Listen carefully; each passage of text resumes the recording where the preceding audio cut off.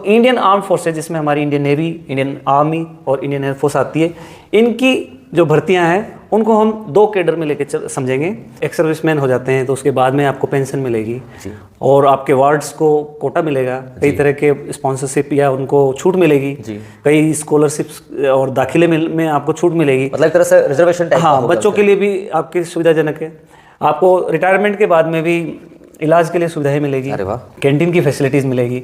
4 साल में आपको जैसे फर्स्ट ईयर में 30,000 रुपये फिक्स पेमेंट दिया जाएगा, उसमें से 21,000 आपको इन हैंड मिलेंगे, 9,000 रुपीज़ आपके जमा हो जाएंगे और 9,000 रुपीज़ ही गवर्नमेंट जमा करेगी, तो वो एक आपका सेवा निधि का एक अकाउंट बन जाएगा। अच्छा। उसमें डिपॉजिट होते रहेंगे। बिल्कुल। मतलब आपको फिजिकली फिट रखेगी, आप में वो गुण जो डेवलप हो जाएंगे फौज की सर्विस के दौरान, वो मैं आप में देख पा रहा हूँ सर। जी सर जी। मान लीजिए आप आगे चले गए, 19 साल की एज होगी और आपने ग्रेजुएशन में एडमिशन ले लिया, तब आपको पता नहीं था, आप एनडीए से चूक गए। हाँ। तो आप सीडीएसई में जा सकते हैं, सीडीएसई में भी आपसे रह गए तो आप यूनिवर्सिटी एंट्री स्कीम में जा सकते हैं। उसके अलावा भी इंडियन आर्मी, नेवी, एयरफोर्स अपनी तरफ से ऑफिसर्स की अलग अलग वैकेंसियां निकालती है। तो आर्मी के प्रेजेंट वर्किंग पर्सन्स हैं और जो रिटायर्ड पर्सन्स हैं, वार विडोज है, उनके जो वार्ड्स हैं, उनके जो किड्स हैं, उनके फर्स्ट सन और डॉटर के लिए यहाँ पर आपको स्पॉन्सरशिप मिलती है, कुछ मार्क्स की छूट मिलती है, 25 मार्क्स तक की। और टेक्निकल जो हम अग्निवीर की बात करें उसमें आपको 40 मार्क्स तक का यहाँ भी कुछ ना कुछ पर्क्स जो बोलते हैं, बेनिफिट्स हैं, लाभ बेनिफिट आपको आपके पेरेंट्स की सर्विस का भी आपको मिलता है। बिल्कुल।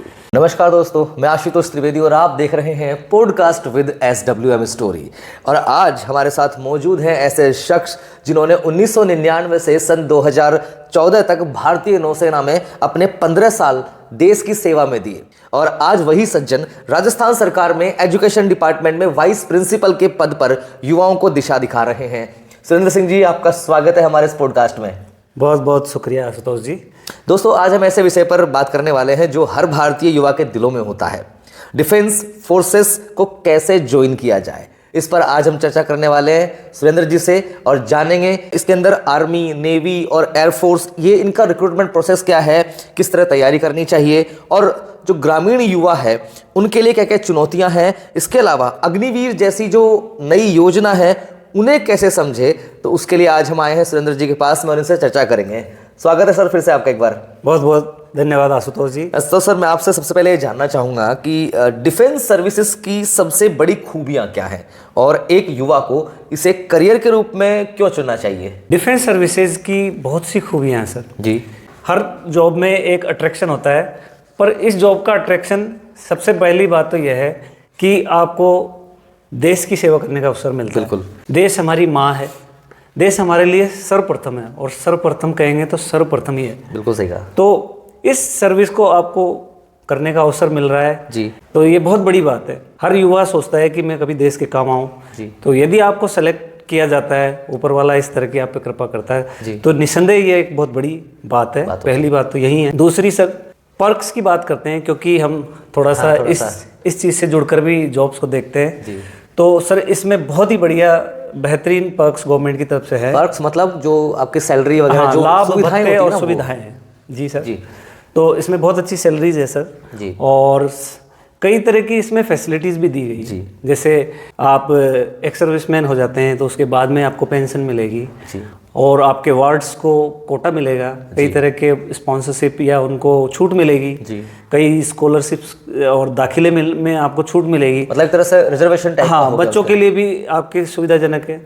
आपको रिटायरमेंट के बाद में भी इलाज के लिए सुविधाएं मिलेगी, कैंटीन की फैसिलिटीज़ मिलेगी, और साथ ही साथ आपके व्यक्तित्व में इतना पॉजिटिव एनर्जी और निर्माण हो जाएगा कि वो ताजिंदगी आपके काम आएगा। बिल्कुल। मतलब आपको फिजिकली फिट रखेगी, आप में वो गुण जो डेवलप हो जाएंगे फौज की सर्विस के दौरान, वो मैं आप में देख पा रहा हूँ सर। जी सर। बिल्कुल, क्योंकि आपकी एज लगती नहीं कि आप बहुत सर्विस को, मतलब वहाँ से एक सर्विसमैन हो चुके हैं और अभी भी आप एक एजुकेशन डिपार्टमेंट में एज ए टीचर काम कर रहे हैं। बिल्कुल सर। तो आप फिट एंड फाइन लगते हैं मुझे। जी सर। इसके पीछे इस नेवी में जो मैंने सर्विस की, डिफेंस सर्विसेज, वो उसी का एक बहुत बड़ा भूमिका है। बिल्कुल। क्योंकि आपको रूटीन में रहना, आपको टाइम टेबल और डिसिप्लिन में रहना, आपको स्वास्थ्य के प्रति जागरूक रहना, हर चीज़ में एक पॉजिटिविटी देखना, एक मनोबल के साथ काम करना, एक लीडरशिप क्वालिटी का डेवलपमेंट हो जाना, तो ये सारी चीज़ें आप चाहे सिविल में जाएं, चाहे किसी अदर जॉब्स में जाएं, वो आप में ये बनी रहेगी। बिल्कुल सर, तो मतलब इतनी सारी खूबियां इसके अंदर हैं सर। फिर मेन बात क्या है, देश की सेवा करने का बिल्कुल मौका मिलता है। चलिए सर, ये तो बहुत अच्छी चीज़ है। पर एक चीज़ और मैं पूछता हूँ, अक्सर लोग डिफेंस और पैरामिलिट्री दोनों चीज़ें होती है, इनको एक जैसे समझ लेते हैं कि भाई दोनों सेम है ये। तो क्या आप इनके स्ट्रक्चर और डिफरेंसेस के बारे में आसान भाषा में समझा सकते हैं? बिल्कुल। देखिए, हमें आमतौर पर जब हम भी फौज की तैयारी कर रहे थे तो सभी फौज को एक जैसा समझते थे कि ये BSF भी एक ही है और ITBP भी यही है, और NSG कमांडोज को हम जो देखते हैं या फिर आर्मी को देखते हैं, एयरफोर्स को देखते हैं, नेवी को देखते हैं, सारे तो लगता है कि सब फौज ही है। पर एक्चुअली में इनके स्ट्रक्चर में काफ़ी डिफरेंस है, और अब हम इसको विस्तार से चर्चा करेंगे तो जानेंगे। सबसे पहले हम sir armed forces, Indian armed forces के बारे में जानते हैं। इंडियन आर्म्ड फोर्सेज मतलब सशस्त्र सेनाएं, भारतीय सशस्त्र सेनाएं, जिसमें army, Indian army, Indian navy और इंडियन एयरफोर्स आती। बिल्कुल। ये रक्षा मंत्रालय के अधीन है। अच्छा। और इनमें आपकी फुल सर्विस नहीं होती है, आप मतलब 15 साल 17 साल से लेकर के 30 साल तक नौकरी करते हैं, और इसमें अभी भी ओल्ड पेंशन स्कीम है। अच्छा। और इनमें आपको एक सर्विसमैन का बेनिफिट मिलता है। हाँ। चलिए। और ये रक्षा मंत्रालय के अधीन आती है इन सेवाओं में, और इन सेवाओं का कार्य युद्ध करना है। अच्छा। देश में बाहरी कोई यदि थ्रेट है तो उनसे युद्ध करना, बॉर्डर सिक्योरिटीज को इनको भी गार्ड करना, और देश की आंतरिक यदि कोई इमरजेंसी की स्टेज होती है या आपातकालीन स्थिति होती है तो उनमें भी सहयोग करना। मतलब वार जोन के अंदर ये जो लोग आते हैं उनको निपटारा करना। यस सर, स्पेशली वार के लिए, युद्ध स्तर के लिए भी है। जी सर। दूसरी हमारी जो पैरामिलिट्री फोर्सेज आती है, अर्धसैनिक बल जिनको हमको कहते हैं, ये गृह मंत्रालय के अधीन होते हैं। अच्छा, वो डिफेंस मिनिस्ट्री और ये गृह मंत्रालय, ये गृह होम मिनिस्ट्री के अधीन होते हैं। और इसमें हमारे CAPF जो सेंट्रल आर्म्ड पुलिस फोर्सेज है, जैसे CISF, CRPF, RPF railway protection force, और इसके अलावा हमारी सीमा सुरक्षा बल, ITBP, असम राइफल्स और NSG जो जो नेशनल हमारे सिक्योरिटी गार्ड्स जो होते हैं, कमांडोज। और उसके अलावा जो प्रधानमंत्री साहब के लिए एक फौज है, वो सारी फौज इसमें पैरामिलिट्री में आती है। और इनका काम देश में आंतरिक सुरक्षा करना, देश में गृह मंत्रालय के अधीन उनके गाइडलाइंस में चुनावों में मदद करना, आपातकालीन सेवाओं में मदद करना, अपनी जो बॉर्डर सिक्योरिटीज़ है, नक्सलाइट्स है, इन चीज़ों को इनको केयर करना और इनमें अपनी मुस्तैदी से कार्य करना। बिल्कुल। और ये सारी सर्विस 60 वर्ष की होती है। अच्छा, पैरामिलिट्री की ये सर्विस 60 ईयर्स की है। क्या बात है। इनमें ST SC OBC के हिसाब से जो कैटेगरी का रिजर्वेशन होता है, जबकि वो आर्म्ड फोर्सेज में नहीं है। अच्छा, वहाँ पर आर्म्ड फोर्सेज में इस तरह का कोई कोटा नहीं। और यहाँ एज का और आपको ST SC OBC के हिसाब से जो कोटा है वो, और यहाँ न्यू पेंशन स्कीम जिसे NPS कहते हैं, और अभी गवर्नमेंट UPS लेके आ रही है, तो वो सारी चीज़ें यहाँ पर है। और इन्हें कई जगह आपको एक सर्विसमैन का कोटा दे नहीं है। इस तरीके का ये दोनों का डिफरेंस है। तो आज हम इन चर्चाओं में स्पेशली, क्योंकि दोनों को एक साथ हम लेंगे तो एक कन्फ्यूजन क्रिएट हो जाएगा हमारे। अब तो सीधी बात ये है कि जो अपनी डिफेंस सिस्टम है उसमें जो पैरामिलिट्री फोर्स है वो थोड़ी अलग होती है। जैसे गवर्नमेंट सर्वेंट होता है, जैसे टीचर होता है तो उसकी 60 ईयर की एज वो रिटायर हो जाता है। तो वैसे ये भी पैरामिलिट्री में होता है कि 60 ईयर्स का होती वो रिटायर हो जाते हैं, और उनको जो सुविधाएं होती है, रिजर्वेशन का फायदा होता है या एज फैक्टर होता है, वो सब का इनको बेनिफिट मिलता है इसके अंदर। हाँ, वो इनके मुकाबले जो मेन इंडियन आर्म्ड फोर्सेज जो है उनको बेनिफिट, वो एक सर्विसमैन का बेनिफिट लेते हैं। चलिए, तो मैं एक बात और पूछना चाहूँगा, रिक्रूटमेंट प्रोसेस इनका कैसा होता है और किस तरह का कैडर बनता है? रिक्रूटमेंट प्रोसेस, और इसी में हमारे युवा ज़्यादा जागरूक और जानने की इच्छा रखते हैं, क्योंकि सभी तैयारियां कर रहे हैं और उनके दिलों में भी ये इच्छा रहती है कि हम देश की सेवा कर सकें। तो रिक्रूटमेंट की प्रोसेस हम विस्तार से जानेंगे, और सिर्फ आज की चर्चा में हम इंडियन आर्म फोर्सेज की रिक्रूटमेंट की जानकारी लेंगे, क्योंकि पैरामिलिट्री की रिक्रूटमेंट की प्रोसेस अलग हैं, तो वो फिर हम कभी दूसरे वीडियो में करेंगे। जो इंडियन आर्म फोर्सेज, जिसमें हमारी इंडियन नेवी, इंडियन आर्मी और इंडियन एयरफोर्स आती है, इनकी जो भर्तियां हैं उनको हम 2 कैडर में लेके समझेंगे। एक है ऑफिसर कैडर।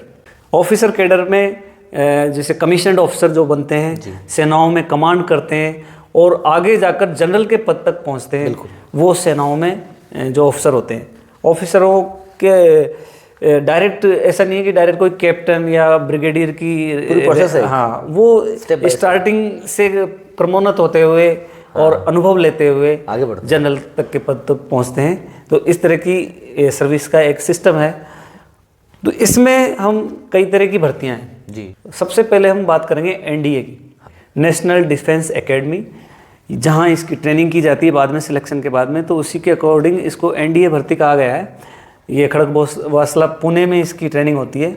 तो इसमें Indian army, Indian navy, Indian air force और इंडियन नेवल एकेडमी की कैडेट एंट्री, इन सबकी कंबाइंड एक वैकेंसी के आधार पर एक नोटिफिकेशन जारी होता है। साल में इसकी 2 बार एग्जाम होती है, 2 बार भर्तियां निकलती हैं। और इसमें वुमेन और मैन दोनों के लिए इसमें वैकेंसीज होती है।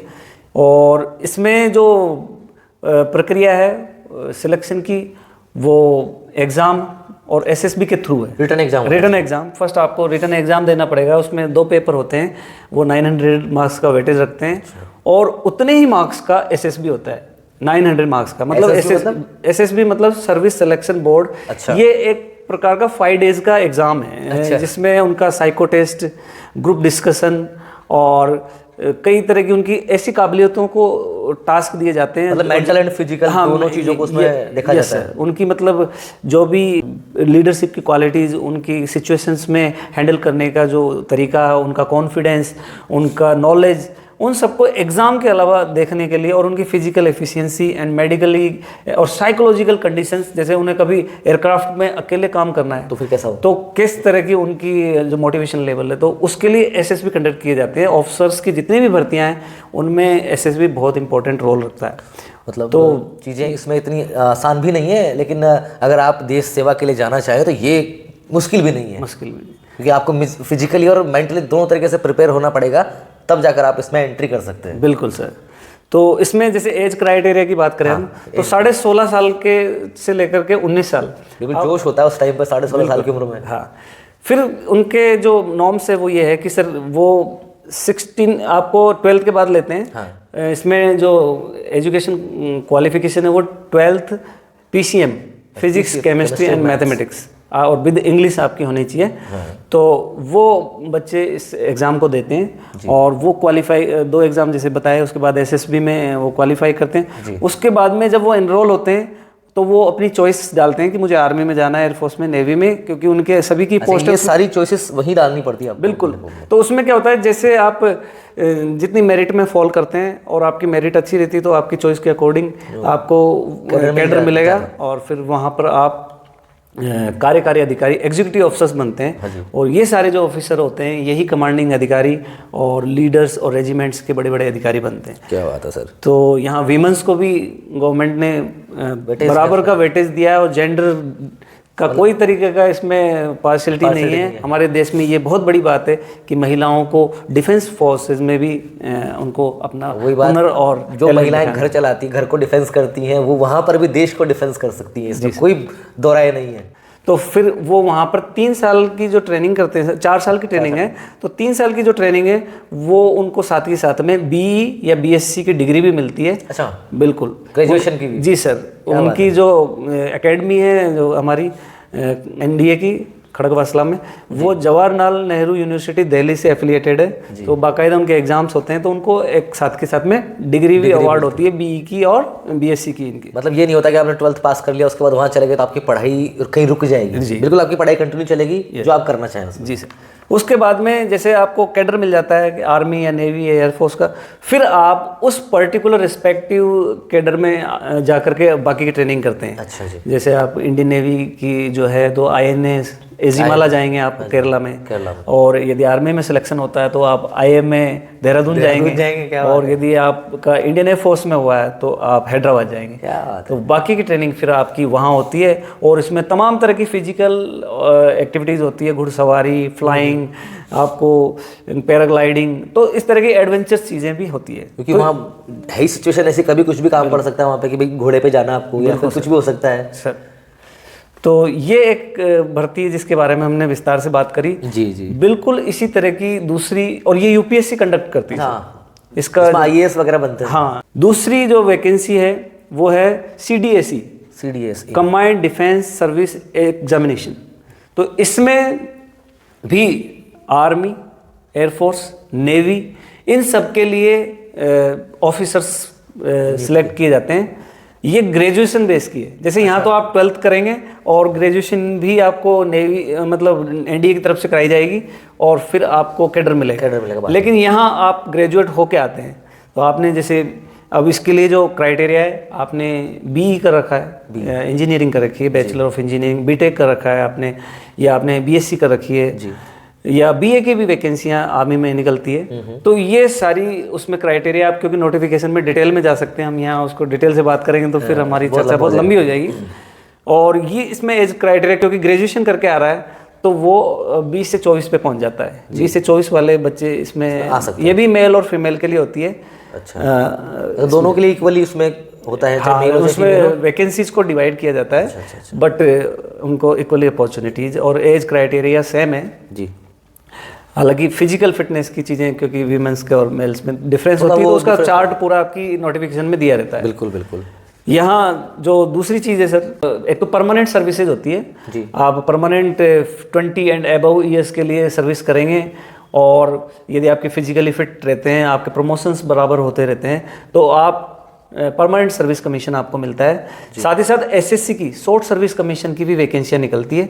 शॉर्ट सर्विस कमीशन को समझिए, जो 10 साल की सर्विस करते हैं और मैक्सिमम जो 14 ईयर्स तक आप कर सकते हैं। तो 14 ईयर्स के बाद में आपको रिटायरमेंट लेना पड़ेगा। अदरवाइज आप डिफरेंस जो आर्मी की और एयरफोर्स नेवी की अदर एग्जामिनेशंस जो इंटरनल कंडक्ट की जाती है, तो आप फिर परमानेंट कमीशन में शिफ्ट हो जाते हैं। सही है, बिल्कुल। तो जो सारे डिपार्टमेंट में ऐसा होता है कि इंटरनली एग्जाम होती है, उसमें आप लीजिए और प्रमोशन ले लीजिए। जी सर, तो यहाँ पर भी अपॉर्चुनिटी मिलती है कि आप परमानेंट कमीशन में जाना चाहते हैं। मान लीजिए आप पहले शॉर्ट सर्विस कमीशन में सिलेक्ट हुए हैं, अब आपको सर्विस आगे एक्सटेंड करनी है। बट यदि आप शॉर्ट सर्विस कमीशन में, तो आपको रिटायर होना पड़ेगा। एंड आपका इसमें ड्रॉबैक ये रहता है, पेंशन नहीं मिलेगी आप। अच्छा, पेंशनेबल सर्विस आफ्टर 15 ईयर या एबव में 15 साल की सर्विस होना तो 15-16 साल की सर्विस होना जी सर, 15 एंड अबव। तीसरी जो तरह की वैकेंसी है वो है यूनिवर्सिटी एंट्री।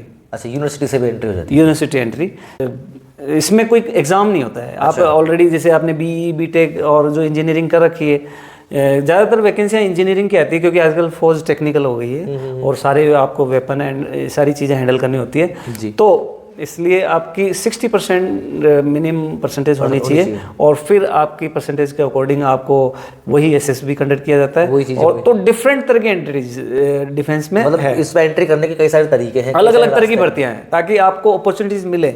मान लीजिए आप आगे चले गए, 19 साल की एज होगी और आपने ग्रेजुएशन में एडमिशन ले लिया, तब आपको पता नहीं था, आप एनडीए से चूक गए, तो आप सीडीएसई में जा सकते हैं। सीडीएसई में भी आपसे रह गए तो आप यूनिवर्सिटी एंट्री स्कीम में जा सकते हैं। उसके अलावा भी इंडियन आर्मी, नेवी, एयरफोर्स अपनी तरफ से ऑफिसर्स की अलग अलग वैकेंसियां निकालती है। तो ये सारी ऑफिसर्स की वैकेंसियां थी। अच्छा जी। तो दूसरी हम बात करेंगे sir, PBOR, personnel below officer rank. अच्छा, अर्थात जो जवान हैं हमारे, आर्मी में जो सोल्जर्स हैं हमारे, और नेवी में सेलर्स हैं, और एयरफोर्स में जो एयरमैन्स हैं हमारे, उन सब जवानों की जो भर्ती की कई स्कीमें हैं वो आती हैं पीबीओआर में। तो उसको हम डिटेल से 1 बाय 1 देखते हैं, क्योंकि हमारे युवा इसी विषय में ज़्यादा हमारे उत्साहित हैं और उन्हें जानकारी मिले इस माध्यम से, प्लेटफॉर्म के माध्यम से। बहुत ही बढ़िया जो हमारा आशुतोष जी का सवाई माधोपुर स्टोरी के रूप में जो चलाया गया है, मैंने इनके सारे वीडियोस देखे, बहुत ही अच्छे इन्होंने मुद्दे उठाए हैं। तो हम चाहते हैं कि हमारे आसपास के, हमारे क्षेत्र के जो युवा हैं वो आगे बढ़े और इसका लाभ उठाएं। बिल्कुल। तो आर्मी से हम स्टार्ट करते हैं। आर्मी में पहले ओपन रैलीज और इस तरह की भर्तियां हुआ करती थी, अब उसको अग्निवीर और अग्निपथ योजना, एक्चुअली में योजना का नाम अग्निपथ योजना है, और वो जो सिलेक्ट होते हैं वो अग्निवीर कहलाते हैं। वो तो उसके लिए एक कंबाइंड वैकेंसी निकाली है, जिसमें कि Agniveer general duty, Agniveer technical, Agniveer writer और store keepers, Agniveer tradesman, 8th pass अग्निमैन ट्रेडमैन्स, इन सब की एक कंबाइंड एग्जामिनेशन होती है। अच्छा। तो इसमें जो एज क्राइटेरिया है वो 17.5 साल से 21 साल का है, और अनमेरिड होने चाहिए। अब मोस्टली जितनी भी आप आर्मी की वैकेंसीज पाएंगे उनमें अनमेरिड युवा चाहिए। बिल्कुल। और गर्ल्स भी अनमेरिड होने चाहिए। तो उसके बाद में आपको एक रिटन एग्जामिनेशन होगा, और यहाँ हम यदि डिग्री की बात करें तो ये सारी ज़्यादातर 12th PCM बेस्ड है, लेकिन यहाँ 12th नॉर्मल जो अन्य स्ट्रीम्स हैं उनके लिए भी अपॉर्चुनिटीज है। जरूरी नहीं कि आप साइंस बैकग्राउंड से हो, आप किसी कुछ वैकेंसीज तो साइंस के लिए ही है, जैसे ट्रेड जो टेक्निकल के अपन बात कर उसमें रहे है, हैं। लेकिन बाकी जो अदर वैकेंसीज उसमें कोई सा भी स्ट्रीम उसका हो सकता है, किसी भी सब्जेक्ट से वो 12th पास कर सकते हैं। जी सर, और विशेष डिटेल के लिए फिर आपको पर्टिकुलर नोटिफिकेशन में देखना पड़ेगा। तो वो है। उसके अलावा सर इसमें एज क्राइटेरिया बताया ही अपन ने, 17.5 से 21। प्रोसेस 2 फेज में है। आपको पहले रिटन एग्जाम देना पड़ेगा जी। और इसमें 200 के मार्क्स का रिटन एग्जाम होता है। यहाँ पर भी एक स्पॉन्सरशिप जो आर्मी के प्रेजेंट वर्किंग पर्सनस हैं और जो रिटायर्ड पर्सनस है, वार विडोज है, उनके जो वार्ड्स हैं, उनके जो किड्स हैं, उनके फर्स्ट सन और डॉटर के लिए यहाँ पर आपको स्पॉन्सरशिप मिलती है, कुछ मार्क्स की छूट मिलती है 25 मार्क्स तक की। और टेक्निकल जो हम अग्निवीर की बात करें उसमें आपको 40 मार्क्स तक का यहाँ भी कुछ ना कुछ पर्क्स जो बोलते हैं, बेनिफिट्स हैं, लाभ बेनिफिट आपको आपके पेरेंट्स की सर्विस का भी आपको मिलता है। बिल्कुल। दूसरा जो NCC सर्टिफिकेट वाले हैं तो उनको भी यहाँ पर बेनिफिट 25 और 40 नंबर का जो हम बात कर रहे हैं। उसके अलावा जो स्पोर्ट्स में आपने यदि नेशनल लेवल पे या कहीं स्टेट लेवल पे इन पे विन किया है तो उनके लिए भी आपको यहाँ पर छूट मिलती है। इसके अलावा जो फिजिकल एफिशिएंसी टेस्ट होता है वो आर्मी में मार्क्स रखता है, 100 मार्क्स का होता है वो। उसमें 60 मार्क्स रनिंग के हैं, दौड़ के आप कितने देर में वो रनिंग एक फिक्स कर लेते हैं, उसी के हिसाब से उसका मार्किंग का डिवीजन है। मैक्सिमम 60 है और उसमें 1.6 किलोमीटर की रनिंग होती है। अच्छा। 40 मार्क्स का है जो आपके पुलअप का है। अच्छा। तो ये उसका फिजिकल का है और इसको कंबाइंड मिला करके स्टेट वाइज यहाँ पर सर कट ऑफ बनाई जाती है, क्योंकि सभी स्टेट से इनटेक हो, ये नहीं कि किसी एक स्टेट के बहुत ज़्यादा लोग आ गए। सही है। तो इस तरीके से स्टेट वाइज आपकी शॉर्ट लिस्ट होती है। उसके बाद में आपका मेडिकल और फिजिकल ये सब चीज़ें होती है और उसके बाद में फाइनल सिलेक्शन होता है। और बाकी अग्निवीर की जो पूरी प्रोसेस है उसको हम बाद में जानेंगे। तो ये आर्मी का एक प्रोसेस है सिलेक्शन का जी। और फिर एयरफोर्स की हम बात करते हैं तो एयरफोर्स में अग्निवीर वायु कहा गया है इसी को। अच्छा। तो इसमें भी लगभग वही क्राइटेरिया है, बट यहाँ PCM की ही वैकेंसी है, क्योंकि ये सब साइंस बैकग्राउंड के हिसाब से ज़्यादा है यहाँ पर अपॉर्चुनिटीज़, और उन्हें उसी तरह के आजकल टेक्निकल चीज़ों को हैंडल करने के लिए युवा चाहिए जी। वही एज क्राइटेरिया है और प्रोसेस भी लगभग वही है, 17.5 साल से 21 साल के, और वही अनमेरिड बॉयज़ एंड गर्ल्स की एंट्री। यहाँ देखिए आर्मी में जो अग्निवीर चाहेंगे वो सिर्फ मेल है, क्योंकि वहाँ थोड़ी हार्डशिप का और जो उनकी जो स्टेशंस हैं हाई एल्टीट्यूड पर और कई चीज़ों की तो बैरियर हो, फिजिकल जो एक्टिविटी बहुत ज़्यादा है। हाँ, उसको देखते हुए वहाँ सिर्फ मेल की। लेकिन एयरफोर्स और नेवी में ये बहुत ही तगड़ा इनिशिएटिव गवर्नमेंट का हम कहेंगे कि उन्होंने PBOR रैंक में भी महिलाओं को जेंडर इक्वलिटी के रूप में देखते हुए अपॉर्चुनिटी दी है और अग्निवीर जैसी सेवाओं में उनको अपना हुनर और टैलेंट दिखाने का अवसर दिया है। बिल्कुल सर। तो यहाँ वही प्रोसेस में अग्निवीर वायु की वैकेंसी निकलती है और ये वैकेंसियाँ साल में 2 बार निकलती है। क्योंकि उनका एक प्रॉपर शेड्यूल है। ये वैकेंसी तब निकलेगी, फॉर्म तब भरे जाएंगे, एग्ज़ाम तब होंगे, मेडिकल तब होंगे, फिजिकल तब होंगे, और इस टाइम ये पूरा बैच ट्रेनिंग के लिए चला जाएगा। फिर नेक्स्ट बैच की प्रोसेस चालू रहती है। सही है। तो ये इसका प्रोसेस है। अब हम और एक और वैकेंसी आती है, वो है सीनियर सेकेंडरी मेडिकल असिस्टेंट। अच्छा, मेडिकल चाहिए वहाँ पे? जी सर, मेडिकल असिस्टेंट्स जो पूरे हॉस्पिटल्स आर्मी के होते हैं। हाँ। उनमें सभी तरह का जो अलग अलग डिपार्टमेंट्स हैं मेडिकल में, उन सबको हैंडल करने के लिए जो मेडिकल असिस्टेंट्स चाहिए, तो वो उसकी जो वैकेंसी है वो +2 PCB के लिए, बायोलॉजी वाले बच्चे जो 12th के बाद आते हैं वही डॉक्टर बनेंगे। हाँ, या फिर BSc इन फार्मेसी या डिप्लोमा इन फार्मेसी आपने कर रखा है।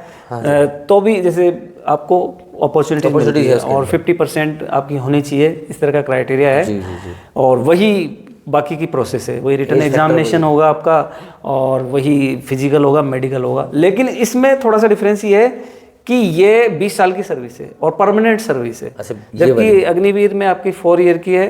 हाँ, और ये परमानेंट सर्विस है मेडिकल असिस्टेंट वाली जी। तो ये एयरफोर्स की कुछ वैकेंसीज के बारे में हमने चर्चा करी।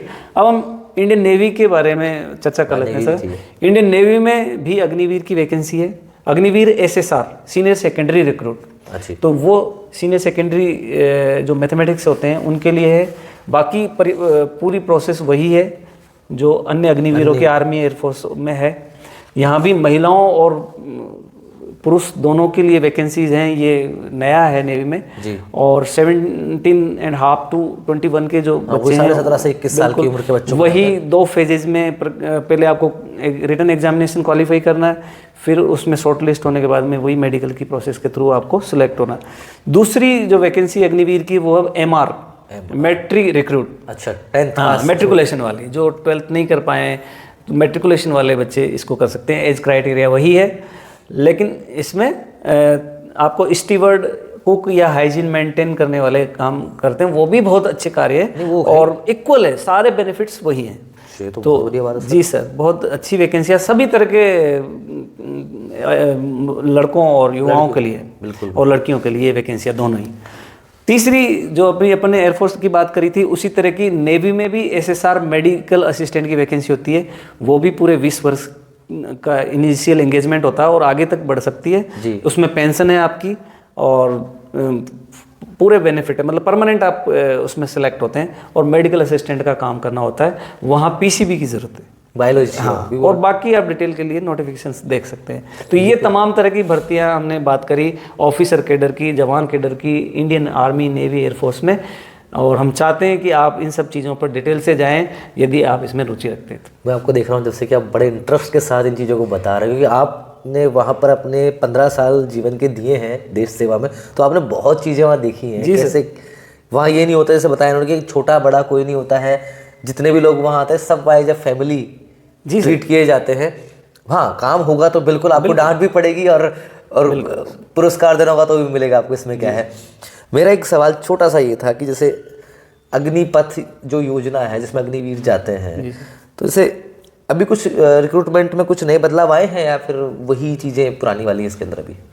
अग्निवीर जो अग्निपथ योजना है वो सरकार ने जून 2022 में लॉन्च की है और इसके ऊपर काफ़ी रिसर्च होने के बाद में ये स्कीम लाई गई थी। तो इसमें हम डिटेल से जानते हैं कि 17.5 साल से 21 साल वाले युवाओं को सिलेक्ट किया जाएगा और वो 4 साल के लिए सर्विस करेंगे। यही था एक मोटी बात यही थी, एज फैक्टर तो ठीक है, बट ये कितने साल तक उसमें रह सकते हैं? जी सर। उसके बाद क्या इनको बेनिफिट्स हैं 4 साल की सर्विस के बाद? जी सर, 4 साल में आपको जैसे फर्स्ट ईयर में 30,000 रुपये फिक्स पेमेंट दिया जाएगा, उसमें से 21,000 आपको इन हैंड मिलेंगे, 9,000 रुपीज़ आपके जमा हो जाएंगे और 9,000 रुपीज़ ही गवर्नमेंट जमा करेगी। 18,000 हो गया। तो वो एक आपका सेवा निधि का एक अकाउंट बन जाएगा। अच्छा। उसमें डिपॉजिट होते रहेंगे और आपको इन हैंड मिलता रहेगा। सेकेंड ईयर में वही बढ़ करके 33,000 हो जाएगी और आपका शेयर सेवा निधि में बढ़ता रहेगा और उतना ही गवर्नमेंट मिलाती है, बराबर गवर्नमेंट जमा। जी सर। जब आप 4th ईयर में आएंगे तो आप 40,000 पे पहुंच जाएंगे और आपका 12,000 रुपये कटेगा, इन हैंड आपको 28,000 मिलेगा और 12,000 ही गवर्नमेंट जमा करेगी। क्या बात है। तो जब आप रिटायर होंगे तो लमसम आपको गवर्नमेंट पेमेंट दे चुकी होगी, 11.5 लाख रुपए तो आपको पेमेंट के रूप में मिल चुके होंगे। तो आप यदि उसमें से भी कुछ सेविंग कर लेते हैं, उसके अलावा आपको गवर्नमेंट रिटायरमेंट पर सेवा निधि के रूप में 10 लाख रुपए जो दिए हैं, कुछ आपने जमा करे थे आपके कट के और कुछ गवर्नमेंट की तरफ से उतने ही जमा हुए, तो वो सेवा निधि आपको रिटायरमेंट पे मिलती।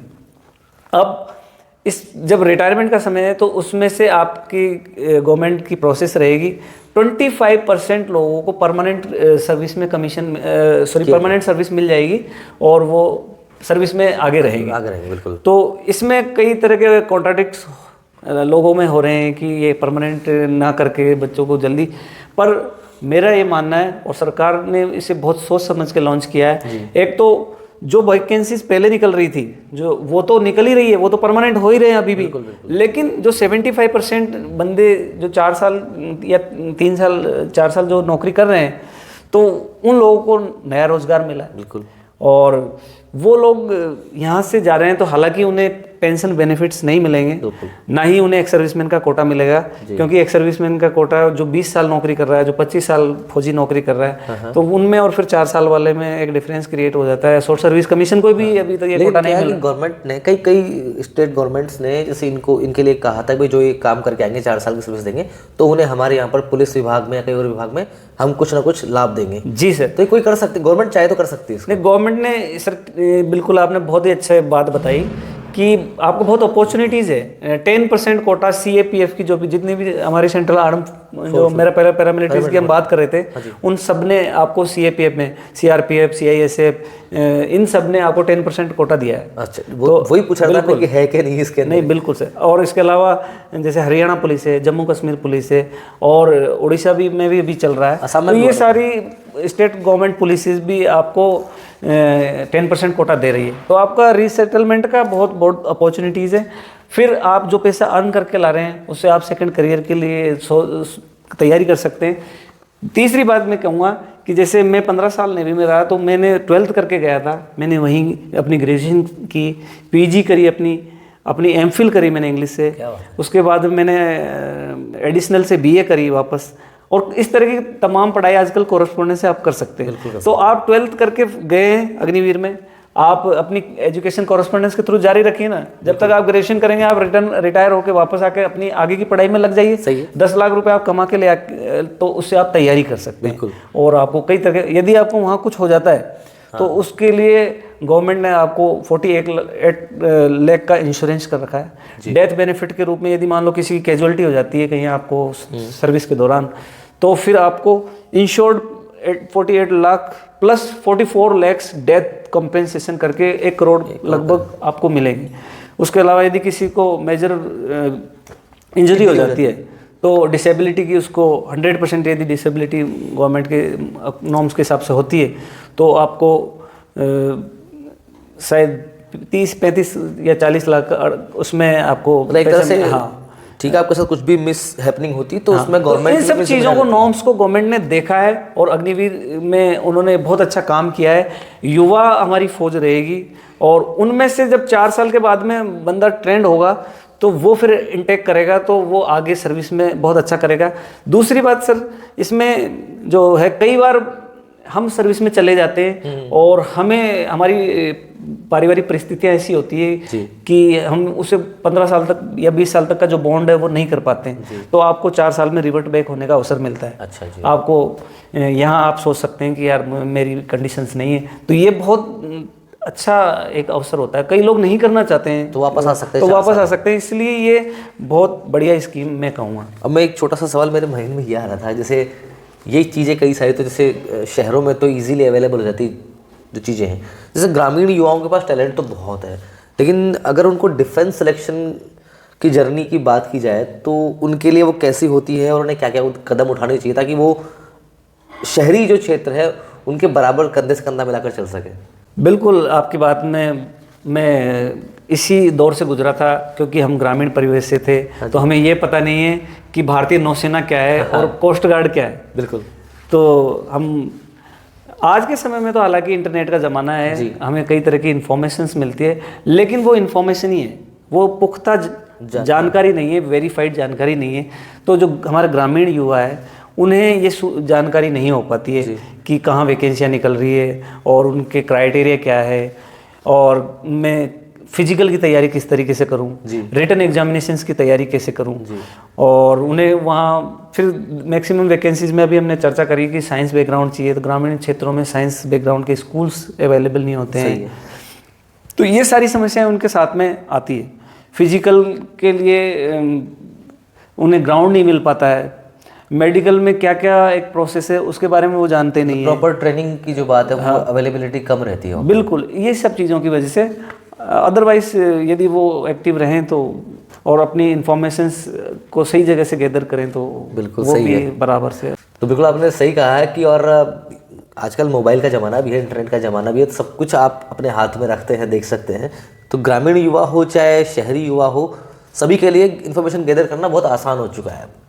तो मैं अभी ये लास्ट में चलते चलते एक सवाल आपसे पूछना चाहता हूँ कि युवाओं के लिए आपका एक स्ट्रॉन्ग मोटिवेशनल मैसेज क्या होगा इस डिफेंस के बारे में? जो भी हमारे युवा इन सर्विसेज में बहुत रुचि रखते हैं और इन सर्विसेज को ज्वाइन करना चाहते हैं, उन सबको मैं कुछ इम्पोर्टेंट बातें कहना चाहूँगा। वो ये है, सबसे पहले तो आपका गोल क्लियर होना चाहिए कि मुझे डिफेंस में जाना है।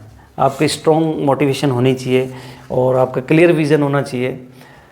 फिर आप एक प्रॉपर प्लानिंग से चलें, बिल्कुल, कि भाई मुझे जैसे आर्मी के लिए तैयार होना है या एयरफोर्स के लिए या नेवी के लिए, आप किस फील्ड में इंटरेस्ट रखते हैं और किस फील्ड के लिए अपने आप को अप्रोप्रिएट पाते हैं, बिल्कुल उसके अकॉर्डिंग अपना टारगेट फिक्स करें। फिर उनके जो रिटन एग्जामिनेशन है उनका क्या क्राइटेरिया है, क्या सिलेबस उसमें कवर है, किन किन चीज़ों को देखना है, क्या नॉर्म्स है, नेगेटिव मार्किंग का क्या है सिस्टम है, तो ये सारी चीज़ें आप उसमें देखें। पूरी जो वैकेंसी का नोटिफिकेशन है उसको डिटेल से पढ़ें, अपनी एलिजिबिलिटी को चेक करें। साथ में इन जितनी भी फोर्सेज की एग्ज़ाम है उनमें फिजिकल एफिशिएंसी और मेडिकल का भी उतना ही इम्पोर्टेंट रोल है। तो आपको क्या क्या फिजिकल एफिशिएंसी उस टेस्ट में होंगी उनके बारे में जानकारी होनी चाहिए। और ये सारी चीज़ें आप एक दिन में अचीव नहीं कर सकते हैं, क्योंकि आपको जैसे रनिंग की प्रैक्टिस करनी है तो इट विल टेक टाइम। आपको ये वन डे में नहीं होगा, ये वन डे गोल नहीं है। तो आपको 3 महीने 4 महीने प्रॉपर रनिंग करनी पड़ेगी। यदि आपका वेट ज़्यादा है तो वेट लॉस करना पड़ेगा आपको, पुलअप पुशअप्स की तैयारी करनी पड़ेगी, सिटअप की तैयारी करनी पड़ेगी, यानी ग्राउंड पे आपको समय बिताना पड़ेगा। मतलब प्रैक्टिस जरूरी है बहुत। जी, अब यहाँ क्या समस्या होती है, जो शहरी क्षेत्र के अच्छे बच्चे जिनके एकेडमिक्स बहुत अच्छे हैं लेकिन वो फिजिकल में पिछड़ जाते हैं। और ग्रामीण क्षेत्र का हमारा युवा रहता है व्यक्ति, वो मेहनत करता आता है, गाँव में भी उसे बहुत स्ट्रगल करनी पड़ती है, तो वो फिजिकली फिट रहते हैं पर वो एकेडमिक्स में वीक रह जाते हैं, थोड़ा सा पढ़ाई का रह जाता है। तो यहाँ दोनों एस्पेक्ट आपके बहुत ज़रूरी हैं। और आपको मेडिकली आप चीज़ों का ध्यान रखें, कहीं ऐसी कोई ऐसी आप में डेफिशिएंसी है तो उस चीज़ का उसको रेक्टिफाई करके आप ठीक करें। बिल्कुल। साथ में ही और साथी यदि कोई सेलेक्ट हुआ अभी तो उनसे आप नॉलेज ले सकते हैं, जानकारी ले सकते हैं, क्योंकि नए नए इंडक्शन होते हैं, नए नए नियम आते हैं। कहीं वो किसी चीज़ से स्ट्रगल और प्रॉब्लम से गुजरा है तो आपको बताएगा, या उसके एग्ज़ाम का जो अनुभव है वो आपको बताएगा। आप आजकल इन एग्ज़ाम्स को लेकर के बहुत सारी एकेडमियाँ खुली हुई है, बिल्कुल, तो वो मैं उनको तो प्रमोट नहीं करते हम, लेकिन बिल्कुल वास्तव में उस तरीके से तैयारी कराई जाती है उनमें। वो आपको हर वीक में एग्ज़ाम कराते हैं, आपको क्या क्या सिलेबस में आएगा उन चीज़ों की तैयारी करवाते हैं। प्रीवियस जो एग्ज़ाम्स के जो पेपर्स हैं उनको आपको सॉल्व करवाते हैं, आपको बच्चों से मिलवाते हैं जो सिलेक्ट हुए हैं उनकी एकेडमिक सेंस से, तो एक मोटिवेशन मिलता है। वो अपनी कमियां और अपनी खूबियां और आपको गाइडलाइंस देते हैं, तो उससे आपको एक मोटिवेशन मिलता है। साथ के साथ वो आपको पूरी फिजिकल ट्रेनिंग भी कराते हैं। मॉर्निंग में आपको जैसे 4 बजे उठा करके रनिंग कराना, फिजिकल में जो भी क्या चीज़ें चाहिए। साथ में आप वहाँ कंपटीशन देख रहे होते हैं, आपके साथियों के साथ में रहते हो तो वहाँ कंपटीशन देख रहे होते हैं। तो ये सारी चीज़ें आपको बहुत सहयोग करती है। और निश्चित रूप से मैं कहना चाहूँगा हमारे देश में एक बहुत बड़ी युवा शक्ति है जी। हम जो बच्चे हैं वो अक्सर इन जॉब से इसलिए पिछड़ जाते हैं या पीछे रह जाते हैं कि जिस एज के बच्चे इन सर्विसों में चाहिए होते हैं वो या तो 12th करते हैं अपनी ग्रेजुएशन में, या अन्य और वैकेंसीज में, या अपने और आगे की एकेडमिक्स में लग जाते हैं। तब तक आपकी इन फोर्सेस की जो एज क्राइटेरिया मांगा है वो आपका निकल चुका होता है, या फिर आप लास्ट फेज में जाकर तैयारी करने की कोशिश करते हैं तो फिर फिजिकल को भी संभालना और आपकी एकेडमिक और इन कॉम्पिटिटिव एग्जाम्स की तैयारी करके तब तक थोड़ी देर हो जाती है। मतलब ये कहना चाहते हैं कि भाई अगर इस डिफेंस फोर्सेस में जाना है तो आपको प्रैक्टिस रखनी पड़ेगी, चाहे वो फिजिकल हो चाहे आपकी मेंटल हो, और तैयारियां बहुत पहले से करनी पड़ेगी। और आपकी जो एज फैक्टर है उसको ध्यान रखते हुए करना है काम, क्योंकि एज फैक्टर निकलने के बाद फिर आपको मौका नहीं मिलेगा।